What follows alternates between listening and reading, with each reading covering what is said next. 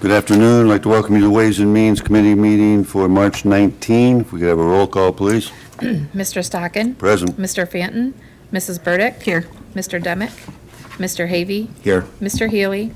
Here. Mr. Ricky? Here. Mrs. Root? Here. And Mr. Harris. 6 present, 2 absent. Thank you. Approval of minutes of February 19. Root makes it. Vertical second. Any questions? All in favor? Aye. Opposed? And that's carried. In the minutes of February 27. Ricky, move. Hayville, second. Discussion? All in favor? Opposed? And that's carried. Our deputy budget officer, our treasurer, has 3 items for us. Yes, I have a couple things for you today. The first thing I want to do is give you an update on the tax sale. As you know, we didn't have one last year, and the last one we have was completed in May of '23. And that was a double one because we didn't have one during COVID. So this is also a double sale, so we'll be selling those properties that are delinquent back to 2022 and 2023. So we currently have about 300 parcels. They have until July 15th of this year to pay.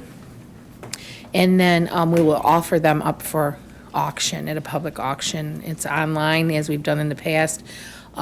We are working on the agreement right now for Auctions International, and we have a draft, and Allison and I are reviewing that, and then we'll probably bring that back to you next month. Currently, the auction is tentatively set for September 3rd, and it would close on September 17th. There are a few other things that we're going to have to bring back to you because of the law change on the federal level.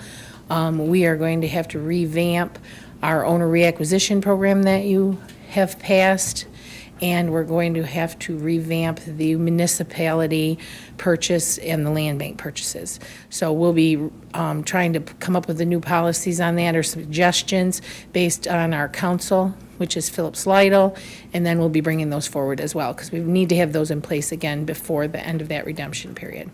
So we'll be bringing that forward.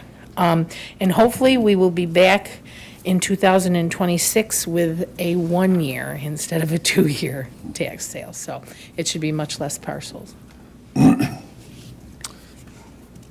Mr. Barnes? Mr. Barnes?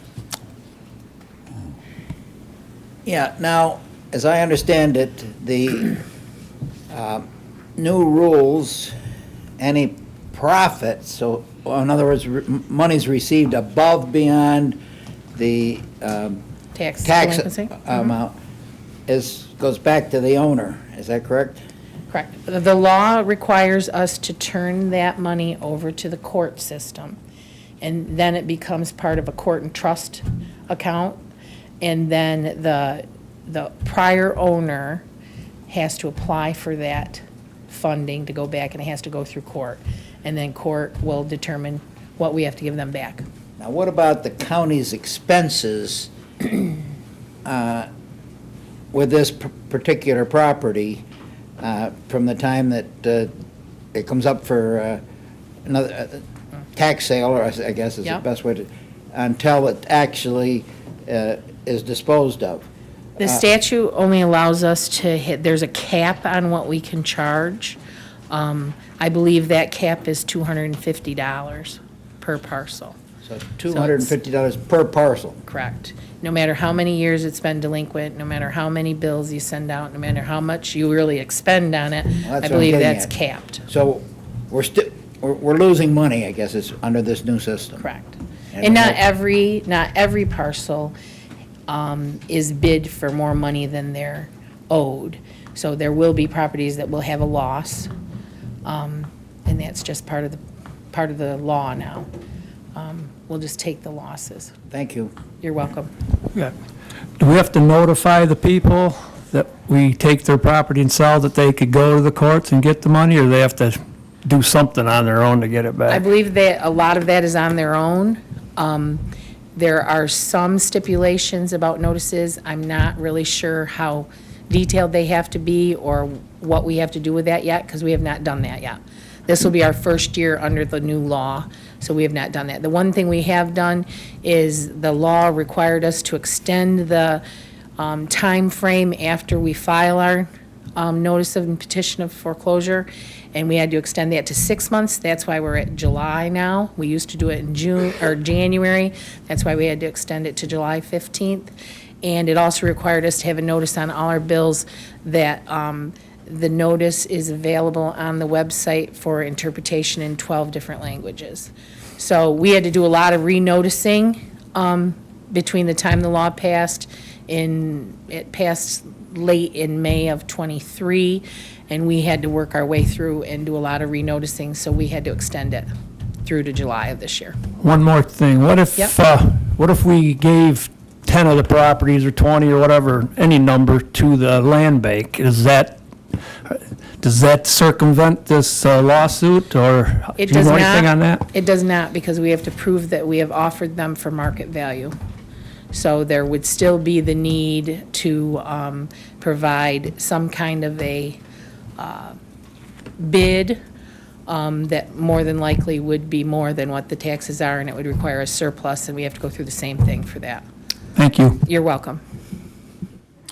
Other questions on that? Next.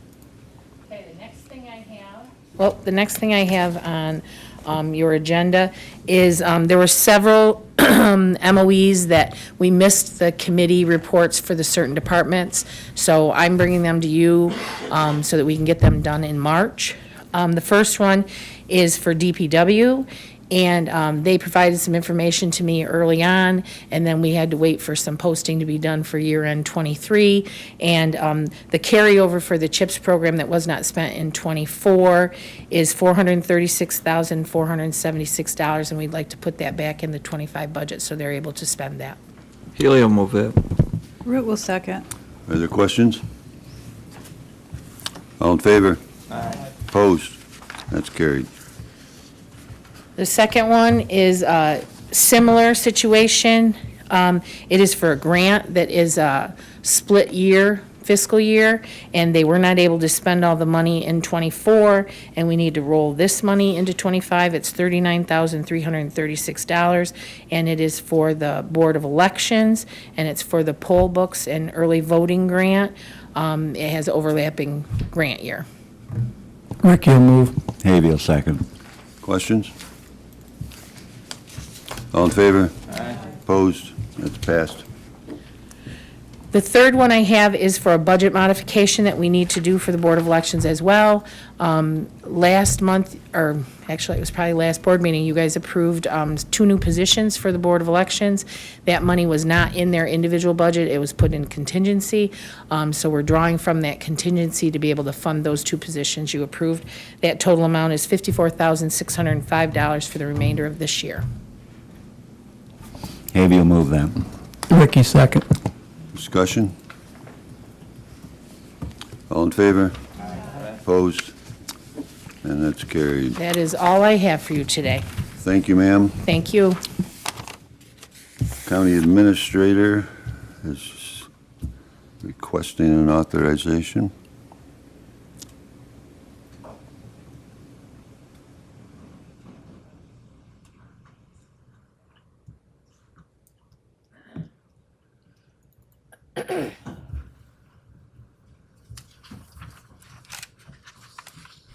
Good afternoon. This is a request for authorization to apply for a grant for records management. This is one that we've applied for in previous years. Some have been successful, but our most recent one last year was not successful. We're hoping for better luck this year. Healy will move it. Vertical second. Are there questions? All in favor? Opposed? And that's carried. Thank you, ma'am. Clerk of the Board has a couple of good news items. Yes, I'm requesting a resolution to accept a check from Nymeer in the amount of $8,655.14. This is represents a supplemental charge to repair our 2020 Kenworth truck that was damaged when it caught on fire on November 27th.